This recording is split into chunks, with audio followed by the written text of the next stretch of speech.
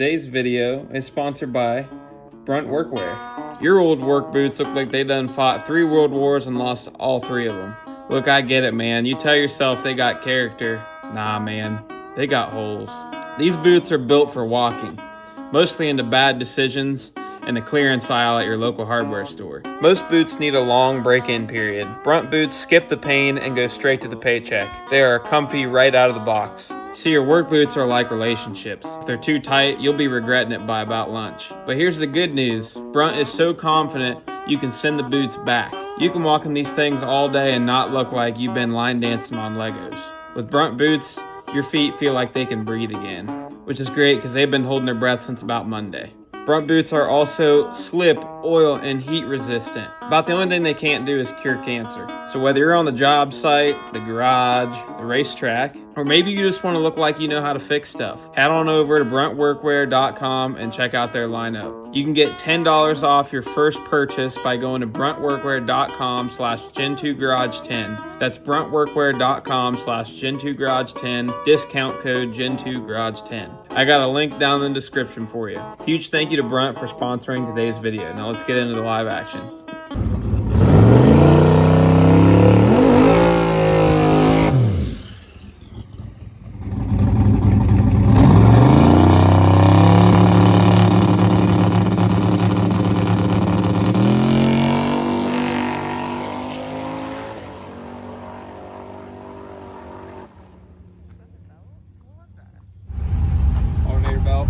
Well, rats. You have a spare though, right? Yeah, and we're also literally 10 steps from O'Reilly's. So. Yeah. We went at 34, so I wonder if when it shredded the alternator, did they do it after the burnout? No, it was about 60 feet out. You know, wonder if the voltage got low and lost some power. Oh. It lost 3 numbers in 60 foot and carried it through the run, so I don't know. Yeah, I chucked it about 60 feet out, so. Yeah.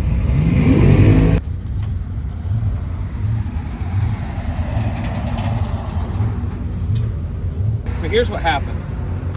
This is where we're learning something new literally every pass. You think you got it dialed in, everything seems, car just prints 530s. No. And this is what's so fun about radials is like, and printing time, you get actual time slips, radials, there's no variables. The car drives dead straight every time. And it does the exact same thing every time, so you think. And what's so nice about that is like little increments make that change, and you can see like, oh wow, like it's plain as day. There's no, oh well, the tire spun a little bit here, oh we had a bump here, so that's why it slowed down. Like there's a reason, there's a legitimate reason for everything, and you just gotta look for it in the data. So I overlaid our log that we just made that was a 34 over top of our 31 yesterday, and the converter flash was way different. It did not flash as high, and that's because the trans today when staging was like 100 degrees, whereas yesterday was 150 because we had already made some laps. So when this thing is cold, it doesn't flash as high, which actually slows the car down. The way this thing works and the converter it has, when it loosens up, the converter flashed higher, and it just, everything carried better through the run. So like, it also, like it just didn't gain RPMs as fast, so it pushed out the shift a little bit later too. So everything slowed down a little bit. Just a tad, but just enough where, wow, you know, you can't be going 34s in this class. That ain't gonna cut it. So also didn't realize it was instant green today. I forgot. Anyways, now we know it's instant green today. Well, in that case, I'm glad I'm not racing today because I suck at instant green. Instant green's weird, man. I suck at instant green. Something about them 3 bright yellows gets you going more than that random green that always seems like just random. You know what I mean? Oh my gosh, I hate it. I'm not very good at that. Hey, I mean, I'll spice things up a little bit today, I guess. Man. Yeah, we'll spice it up. No, now we get time slips for testing today, but we get no time slips tonight for elims. So, but tomorrow, Saturday, is actual 530 index where you get time slips. So this is more like Little Gangsters. It's not called Little Gangsters. It's definitely more like it. But yeah, that explains everything. So I think for the future, if I know that I'm going off the trailer cold, I need to do multiple 2-step checks, drive the car around, get it warm, And because just warming it up, like I let it run for like 10 minutes before I made my hit, but that doesn't really warm up the transmission. So what I hear is you're going to be like a bracket racing. You're going to drive around the pits, warm up. That's right. Trans. That's right. Yeah. No, it matters. It does matter. It matters. But here's the thing. Well, you have the data to back it up now. So. Yeah, well, here's the thing. Whatever you do, you have to do it the same time, or the same every time. So whether it's you cool the car down to where the trans is 100 degrees, which is more challenging because this class runs really fast, and we're double entered, so you'd rather just make sure it's a lot easier to make sure the trans is warm and run it that way than making sure the trans is as cold as it is every time. Yeah, so for sure. That's kind of the game plan, but we gotta get this belt on.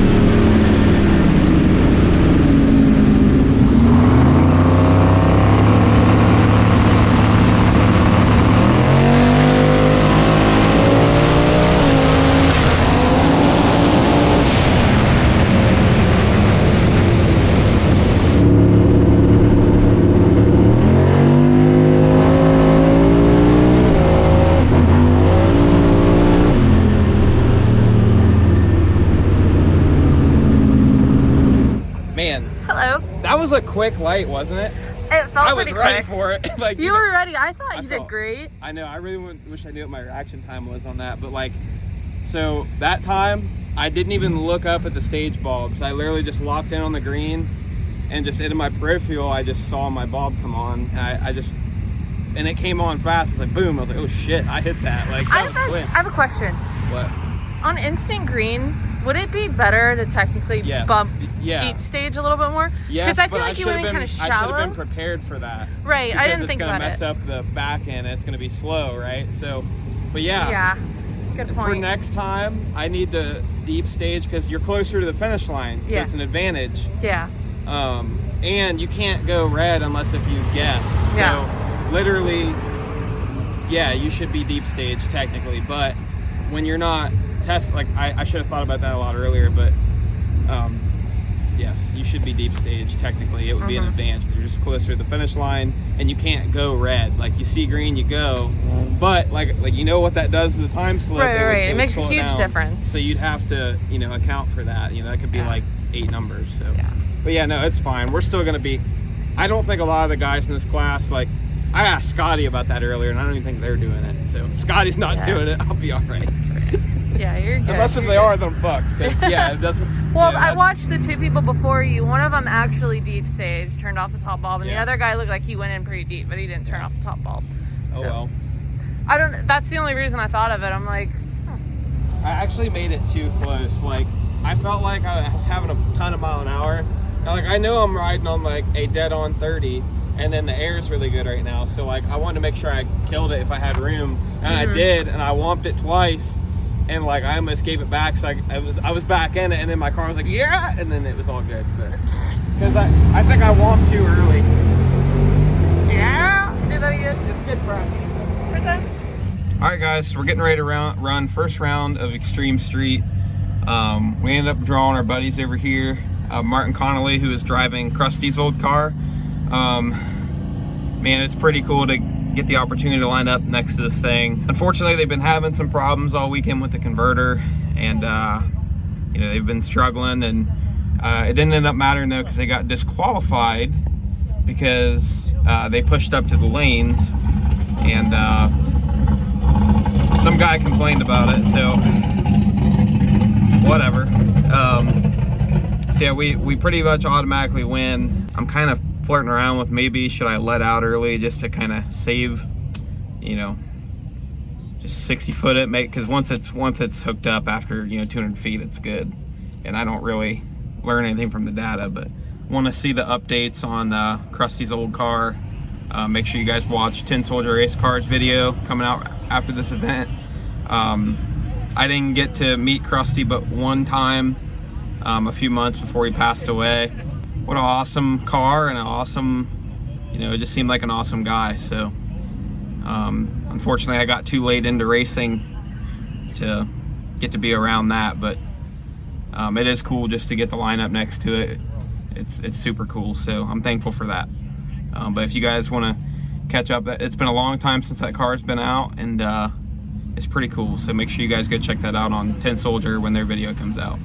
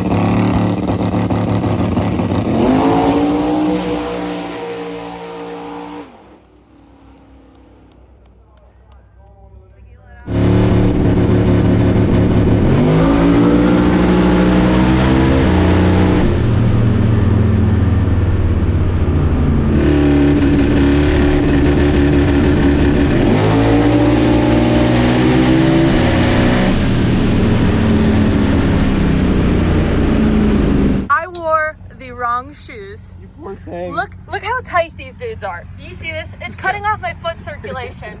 And like they just pop off. It doesn't, I can't tie them any tighter. Track's good. I can't tie them any tighter. Right, you let off early, right? Yeah, on purpose. Yeah, I mean at 3:30. 115, 311, and 330. Personal best 330. So I think it was on, I want to say like a 73, 72. So yeah, I went 497 letting off at 330. So, oh, you left at 330? Yeah. Wow, bub.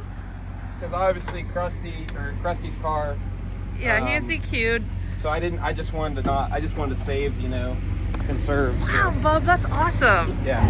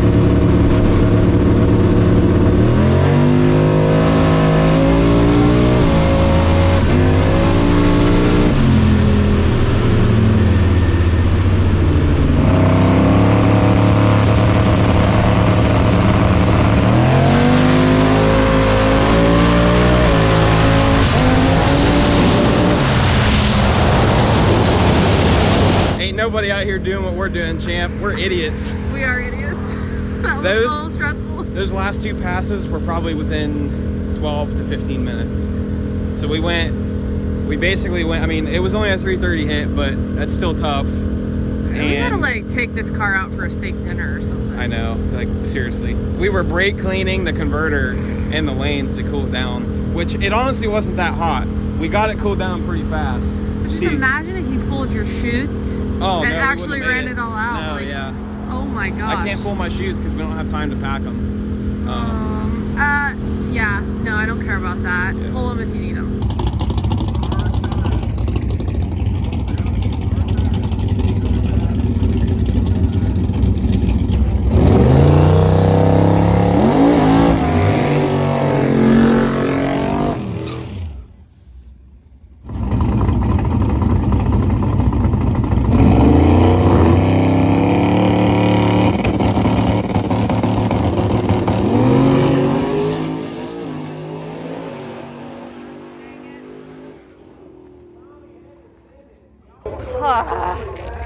I'm tired of seeing that stupid thing wheelie. He did a good job. I know he's mad in there. How he's going to move, boy.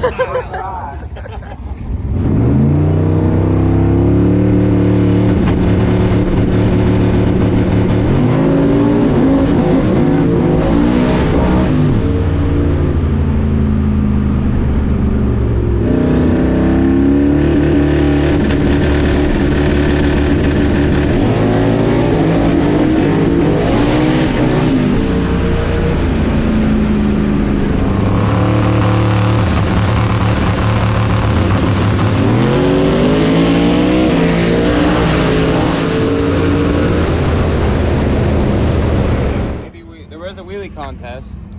Well, so, I hope you won that then. I mean, I gave it a try. You certainly did. I gotta make sure something didn't happen. I didn't try and just leave on like 30 because like I didn't think that big of a swing was gonna do that. Like I didn't make that big of a swing. I mean, we shortened up the ramp, but it was just like immediate wheelie. Like I can't mess around. We gotta do that. Maybe I should have lined you up in a bald spot. Right? I could use. Yeah, that was weird. I didn't think it would do that. I mean, it normally power wheelies, but it's like instantly just on the bumper. Makes me wonder. We'll check all that later. Get ready for 5:30.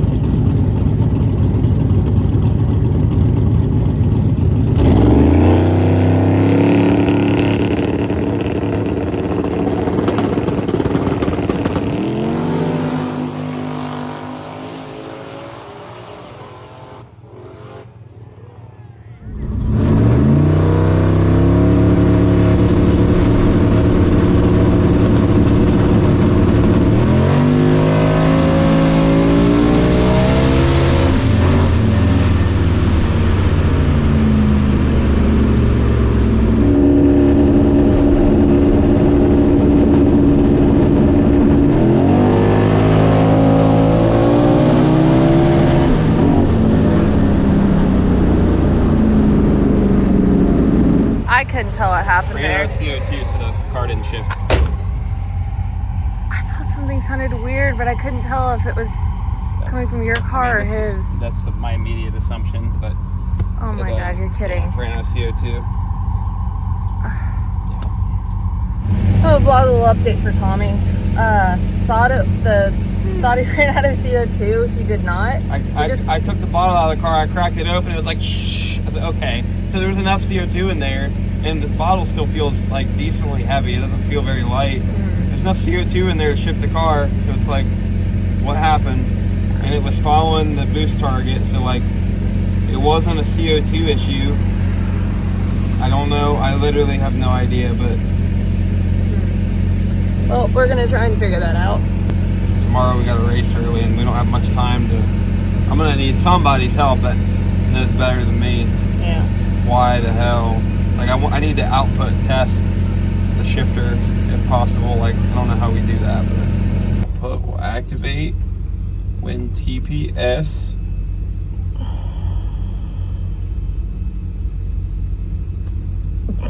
is above 50%.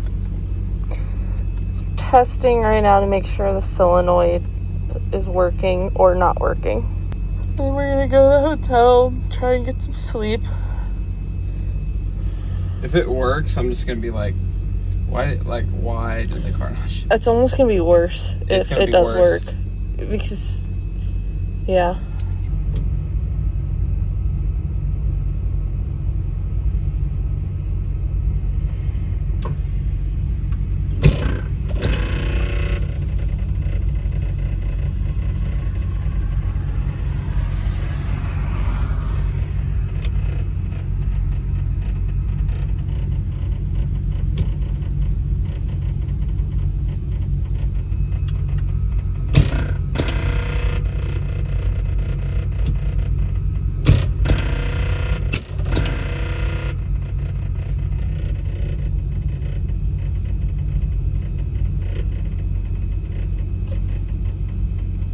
We were supposed to do this so we could sleep tonight. Now we're not gonna be able to sleep tonight.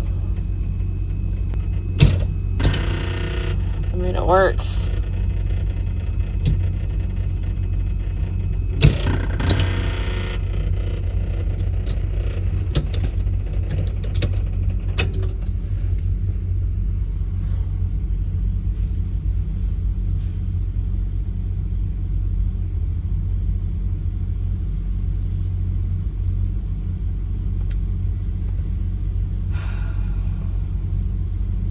Bring that GoPro home or to the hotel with us.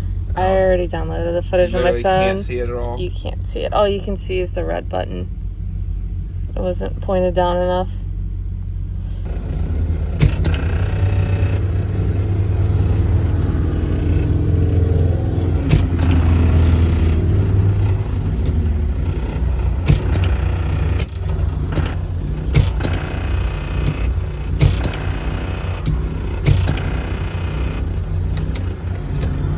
You could probably explain Sasquatch and UFOs better than I could explain that. I guess just let it shift itself in the burnout. And So that's where it got stuck last night. Like, you can't even hardly. You'd have to, because like you barely. Here's what I'm gonna do. We're gonna WD-40 all the little joints for the shifter cable, just so everything's nice and a little bit smoother. But I don't know. I don't know. It doesn't make any sense. all right, he's working, so I'm just gonna go ahead and vlog an update. We've chalked it up to just over time that solenoid has gotten a little weaker. So basically, when he's going down the track, the G's are pushing it, back, and the solenoid wants to push it forward, and that might just be enough that it won't push it all the way because the solenoid's, I guess, gotten weaker. So there's just something we're gonna have to keep an eye on, I guess. It might work one pass, it might not work the next, if that's really the issue. That really sucks when you're trying to index race it, because you want to be as consistent as possible, and that's another variable. But so yeah, I guess we're gonna go ahead and get ready and head up to the lanes.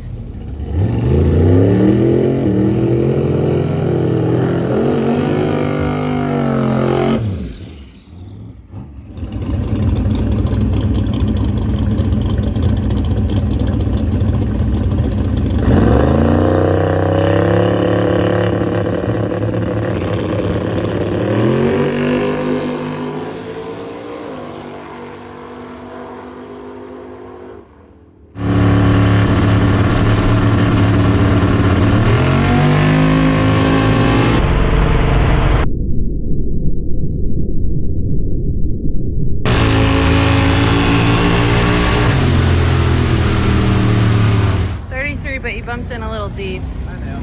So I told myself I wanted to hold the brakes a little less. I was holding them really hard last night, and I felt shallow, so I did them less, and that was like just a little deeper than where I'd like to be. So yeah, it was a little slow. It wasn't too far off, but I had a good light. But I pressed the button harder as soon as I saw it hit. So yeah, I'm good. It's You've I done just it a want to know million that the shifter. times. The shifter worked. It did? Yeah, I mean, I double checked it after it did it, but yeah, I mean, it worked. So, no time to vlog. Right back in the lanes.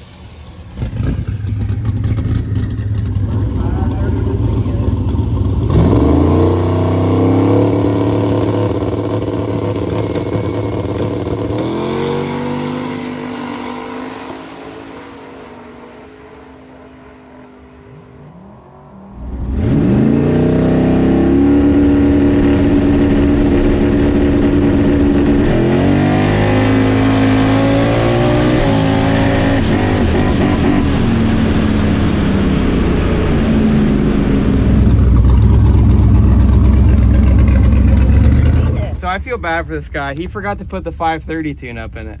Oh, poor guy. Oh my god. He went 70 with a 9. I tell you what, if he better, if that was on accident, he better get getting 570. But I'm guessing he forgot to load the tune-up because that poor guy went a 70 with a 9. He's probably double entered like us. That sucks. Oh, that sucks. I'll stay away from him in 570. Yeah, no kidding. What do you have to say for yourself? I guess I'm lucky today. Well, I've had one lucky thing happen to me. I'm lucky today. What's up? I got a competition bike. Awesome, we need it. That's what I said. I said, great, I need it. This better slow down. If it doesn't slow down, then I'm driving the straight. driving the straight. It is what it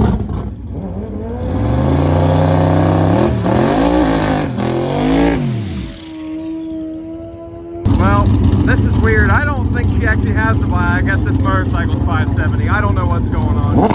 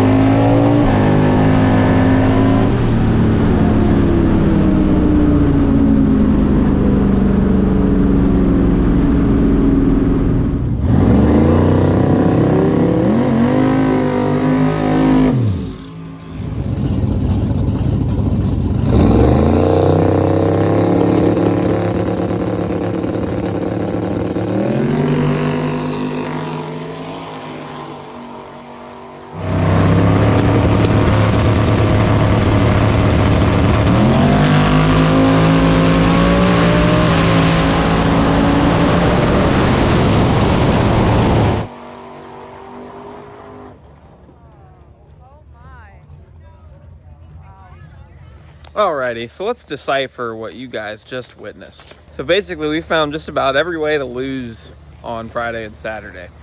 Between the shifter not shifting, Allison drawing a motorcycle, me forgetting to switch shock settings, and then me forgetting that I'm index racing. I try and go out there and heads up race in 530 class.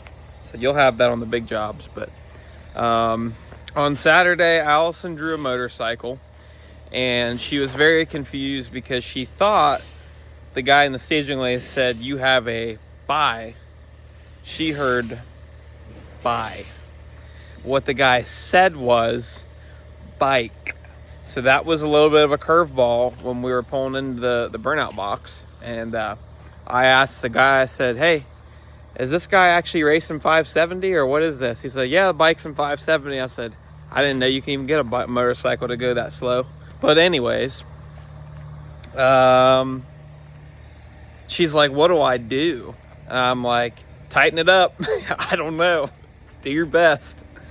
And I think she was a little bit frazzled. And then she went up there and she put it in the beams. The other guy, as soon as she turned her top bulb on, he dove right into the second bulb. I think it frazzled her even more. And then she staged kind of quick. And then she was terribly late to his 017 light. So that's something we can cross off of our bucket list, is racing a motorcycle. So that was unfortunate. She wasn't very happy about that, but hey, now we're prepared for next time. And then in my second round, we had a really tight race, really good one. So we raced this El Camino. We were both almost dead even on the light. I think I was 60 to his like 56 or something like that, which isn't very stellar, but we were racing. It was nose to nose. I mean, he had a little bit on me just because his car 60 foot's a little faster, but we were like neck and neck, and I started reeling him in a little bit, but I was running out of room really fast. And I should have hit the brakes on him right at the end. I should have sent him packing, but I sniffed the scramble right at the stripe trying to get in on him. That didn't go too well. So we went double breakout. He went 529 with an 8 to my 529 with a 3. So a little unfortunate, but we'll get him next time. We're learning a lot very fastly. So we're doing a lot of these index races, and Alice and I are eating it up. I know it's not the most exciting thing for people to watch, but I'm hoping that by having you guys watch us mess up and win and lose races and learn things, that it's entertaining. Like I said, I know index racing isn't the greatest thing to watch relative, especially to what we've done in the last 4 years, but I want you guys to know that it is really great for us. We fit in really well. Just as right now, there's not a lot of classes that I'm really competitive in with the car, and but we're going to change that soon. We're working on some things, but for right now, man, we're just having a blast doing, if there's a race with a 530 class and a 570 or a 60 class, we both get to drive the car. She gets seat time. I have a blast. It's so fun. We've had so much fun the last couple weekends, both sharing the car.